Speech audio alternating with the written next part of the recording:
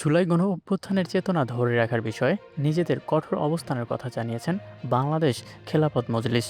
আমিনুল হক বলেন, জুলাইয়ের পক্ষে আমরা আপোষহীন, এখানে নমনীয়তার কোনো সুযোগ নেই। বুধবার বিকেলে অনুষ্ঠানে এইসব কথা বলেন তিনি। বলেন, জুলাই কেন আমাদের লড়াই শিরোনামের একটি বইয়ের মোড়ক উন্মোচনের অনুষ্ঠানে সভাপতির বক্তব্য তিনি এইসব কথা বলেন।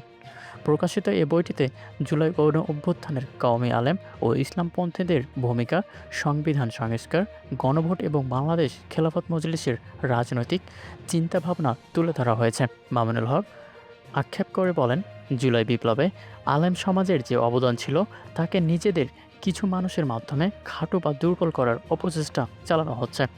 একই সাথে তিনি উল্লেখ করেন, বিগত নির্বাচনে বিএনপির সঙ্গে তাদের জোট না হওয়ার প্রধান কারণ ছিল জুলাই বিপ্লব নিয়ে বিএনপির অবস্থান। অনুষ্ঠানে বিশেষ অতিথির বক্তব্যে জাতীয় নাগরিক পার্টি এনসিপির মুখপাত্র আসিফ মাহমুদ সজীব ভুঁইয়া বলেন, একটি দল জুলাইয়ের সঠিক ইতিহাস বিকৃত করার চেষ্টা করছে। এমনকি জুলাই জাতিগর্হ বিকৃতভাবে উদ্ভাবন করা হয়েছে। তাই জুলাইয়ের আসল ঘটনা ও অনুভূতিগুলো বইয়ের আকারে সংরক্ষণ করে রাখা অত্যন্ত জরুরি।